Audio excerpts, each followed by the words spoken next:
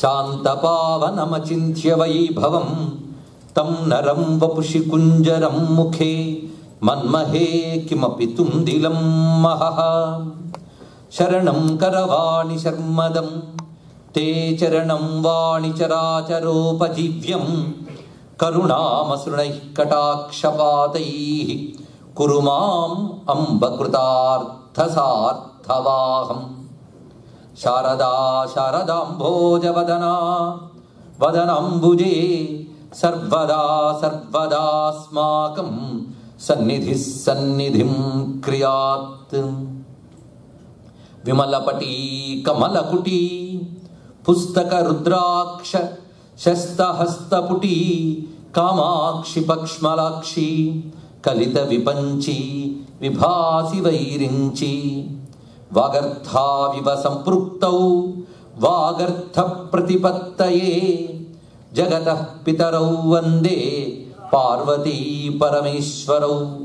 గురవే సర్వలోకానాం భిషజే భవరోగిణాం నిధయే సర్వవిద్యానాం దక్షిణామూర్తయే నమః.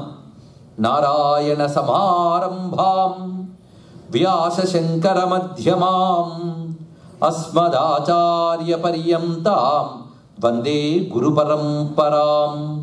నారాయణం నమస్కృత్య నరం చైవ నరోత్తమం దేవీం సరస్వతీం వ్యాసం తతో జయముదీరయేత్. కూజంతం రామ రామేతి మధురం మధురాక్షరం ఆరుహ్య కవితాశాఖాం వందే వాల్మీకి కోకిలం. సీతారామ గుణగ్రామ పుణ్యారణ్య విహారిణౌ నమో విశుద్ధ విజ్ఞానౌ కవీశ్వర కపీశ్వరౌ. గోష్పదీకృత వారాసిం మశకీకృత రాక్షసం రామాయణ మహామాలారత్నం వందే అనిలాత్మజం. యత్ర యత్ర రఘునాథ కీర్తనం తత్ర తత్ర కృతమస్తకాంజలిం బాష్పవారి పరిపూర్ణలోచనం మారుతిం నమత రాక్షసాంతకం. వామే భూమిసుతా పురశ్చ హనుమాన్ పశ్చాత్ సుమిత్రాసుతః శత్రుఘ్నో భరతశ్చ పార్శ్వదళయోః వాయువాదికోణేషు చ సుగ్రీవశ్చ విభీషణశ్చ యువరాట్ తారాసుతో జాంబవాన్ మధ్యే నీలసరోజకోమలరుచిం రామం భజే శ్యామలం. శ్రీరామం భజే శ్యామలం. రామాయ రామభద్రాయ రామచంద్రాయ వేధసే రఘునాథాయ నాథాయ సీతాయాః పతయే నమః. శివాయ గురవే నమః. శివాయ గురవే నమః. శివాయ గురవే నమః. శ్రీమాత్రే నమః. శ్రీమాత్రే నమః. శ్రీమాత్రే నమః. శ్రీ విష్ణు రూపాయ నమః శివాయ. శ్రీరామ జయ రామ జయ జయ రామ. శ్రీరామ జయ రామ జయ జయ రామ. శ్రీరామ జయ రామ జయ జయ రామ. శ్రీ హనుమాన్ జయ హనుమాన్ జయ జయ హనుమాన్. శ్రీ హనుమాన్ జయ హనుమాన్ జయ జయ హనుమాన్. శ్రీ హనుమాన్ జయ హనుమాన్ జయ జయ హనుమాన్. శ్రీ హనుమతే ఆంజనేయాయ రామదూతాయ నమః.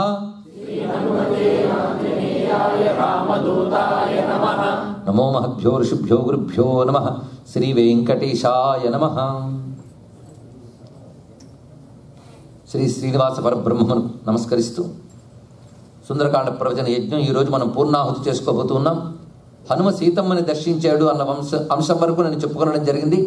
అటుపై అమ్మవారి ఆర్తిని తొలగించి ఓదార్చడానికై రామకథని చెప్పాలని నిర్ణయించుకున్నాడు. ఇతి స బహువిధం మహానుభావో జగతిపతే ప్రమదామవీక్షమాన మధురమవితతం జగాద వాక్యం ద్రుమవిటపాంతరమాస్థితో హనుమాన్ అంటున్నారు. ఇక్కడ మహానుభావ హనుమాన్, మహానుభావుడైన హనుమంతుడు జగతిపతే ప్రమదాం అవీక్షమాన, జగన్నాథుని భార్యను చూస్తూ అన్నారు. ఇక్కడ ఆ జగన్నాథుడు ఎవరు? రామచంద్రమూర్తి. రామచంద్రమూర్తి జగన్నాథుడు ఆయన యొక్క భార్యను చూస్తూ మధురం అవితథం జగాద వాక్యం. ఎలా పలుకుతున్నాడయ్యా రామకథనంటే మధురముగా అవితథముగా అన్నారు. ఇక్కడ అవితథము అంటే అసత్యము కానిది, వ్యర్థము కానిది, అంటే సత్యమైనటువంటి మధురమైనటువంటి రామచరిత్రని పలుకుతున్నాడు. ఎక్కడ ఉండి? ద్రుమ విటపాంతరమాస్థితో హనుమాన్. ఆ కొమ్మలపై ఉన్న ఆకు గుబురుల నడుము ఉండి ఆంజనేయ స్వామి పలుకుతూ ఉండగా క్రమంగా సీతమ్మ ఎక్కడి నుంచి దివ్యగానం వినబడుతోంది అని ఆనందితురాలి. క్రమంగా ధ్వని చెట్టుపై ఆగింది. కొమ్మపైన సీతమ్మ చూసినది హనుమంతుడు కనబడ్డాడు. ఎప్పుడైతే సీతమ్మ చూసిందో వెంటనే మౌనం వహించి నమస్కారం చేస్తూ ఉన్నాడే. తత్ర శాఖాంతరే లీనం దృష్ట్వా చరిత మానస వేష్టితార్జున వస్త్రం తం విద్యుత్ సంఘాత పింగళం సా దదర్శ కపిన్ తత్ర ప్రసృతం ప్రియవాదినం. హనుమంతుడు ఎలా ఉన్నాడో చూపిస్తున్నారు ఇక్కడ. వేష్టిత అర్జున వస్త్రంచ. అర్జున వస్త్రం అంటే తెల్లని బట్ట అని అర్థం. అర్జున శబ్దానికి తెలుపు అని అర్థం. ఇక్కడ అర్జున వస్త్రం కట్టుకున్నట్టు అంటే తెల్ల నార చీర కట్టుకుని ఉన్నాడు మహానుభావుడు. నార వస్త్రాన్ని ధరించి ఉన్నాడు. విద్యుత్ సంఘాత పింగళం, మెరుపు తీగల కట్ట తీసుకొచ్చి పెట్టినట్టున్నట్టు హనుమంతుడు అలా మెరిసిపోతున్నాడు. మెరుపు తీగ లాంటి కాంతితో మెరిసిపోతూ, పైగా విద్యుత్ సంఘాత, మెరుపు తీగల గుత్తిలా ఉన్నాడు ఆంజనేయ స్వామి. ప్రకాశం అలా ఉన్నదిట.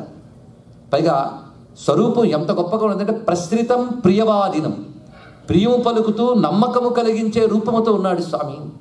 పుల్లాశోకోత్కరాభాసం తప్త చామీకరిక్షణం. అశోక కుసుమాలను ఉంటాయి. మనం అశోక వృక్షాలు కానీ జెండా చెట్లు అనుకుంటా, అవి కావండి. అశోక వృక్షాలని హిమాలయ ప్రాంతాల్లో ఉంటాయి. వాటికి చక్కని ఎరుపు పసుపు రంగు కుసుమాలు ఉంటూ ఉంటాయి. ఇవి రవీంద్రనాథ్ ఠాగూర్ శాంతినికేతనంలో పెంచారట.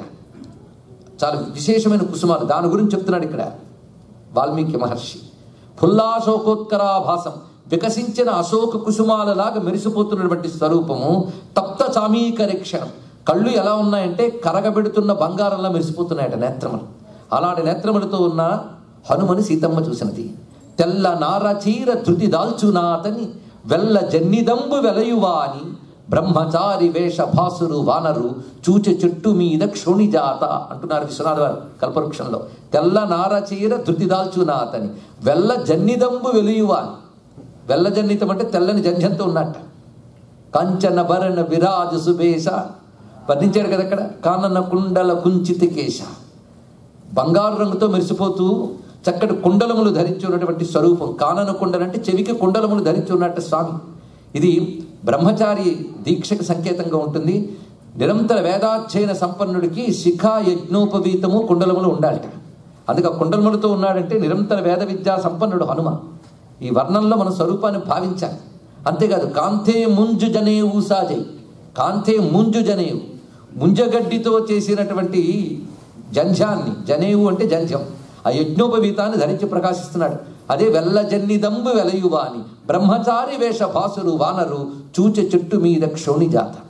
పైగా స్వరూపం ఎలా ఉన్నదంటే పరమ బుద్ధిమంతు బహుభీకరాకారు, పరమ సత్వమూర్తి పరమశూరు, పరమ వాగ్మి మరియు పరమ మౌనాకారు చూచె చెట్టు మీద క్షోణిజాత. ఎంత అందమైన పద్యం ఇచ్చారని విశ్వనాథ వారు ఇక్కడ.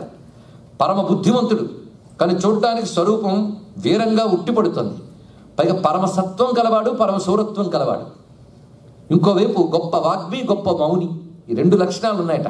మాట్లాడడంలో నేర్పరి, మౌనంగా ఉండడంలో మహానుభావుడు. రెండు ఉండాలండి. మాట్లాడడం ఎంత తెలియాలో మౌనం కూడా అంత తెలియాలి. మౌనం తెలిస్తే యోగి. ఆ మౌనంతో కూడిన జ్ఞానాన్ని చక్కగా చెప్తే వాగ్మి.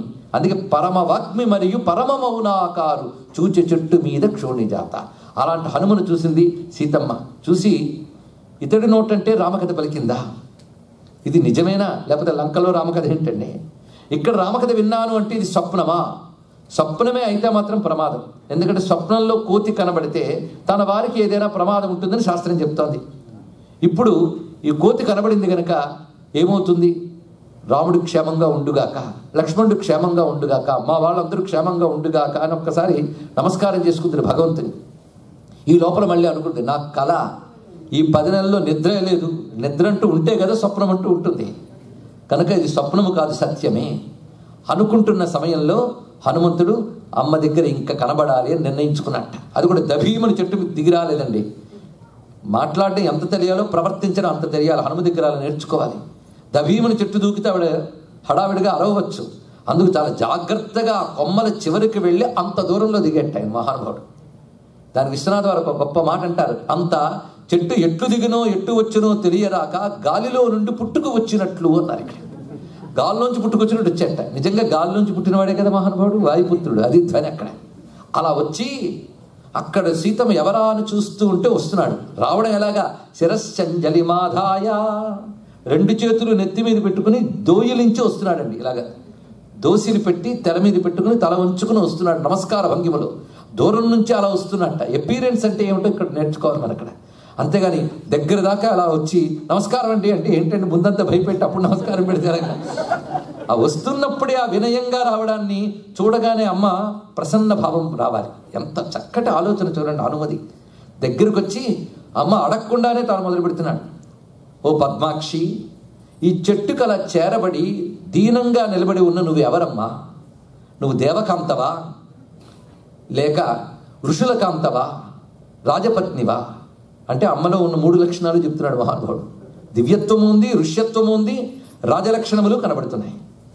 వశిష్ఠుని మీద ఏదో కారణం చేత అలిగి వచ్చిన అరుంధతివా, చంద్రునిపై కినుక వహించి వచ్చిన రోహిణీదేవివా, ఎవరివమ్మా నువ్వు? లేక నా భాగ్యవశాత్తు దండకారణ్యంలో రావణుని చేత అపహరింపబడి ఏ తల్లి కోసం మేము వెతుకుతున్నామో ఆ తల్లి అయిన సీతమ్మవా నువ్వు అన్నట్ట. ఎంత చక్కగా మాట్లాడాడు ఇక్కడ.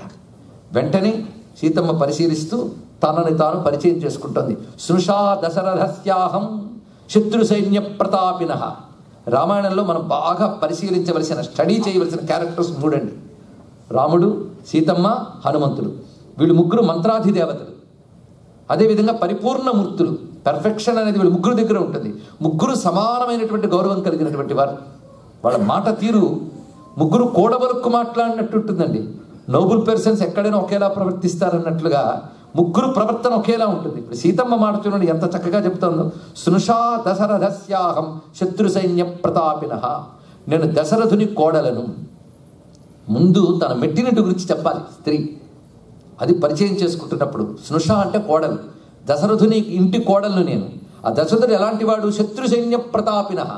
శత్రు సైన్యాన్ని గడగడలాడించే దశరథుడు. మన దశరథుడు అంటే టీవీ దశరథుడు, సినిమా దశరథుడు కాదండి. ఆయన గడ్డం పిచ్చుకు ఏడుస్తుంటాడు. రామాయణం దశరథుడు సామాన్యుడు కాడు, ఆయన వీరుడే.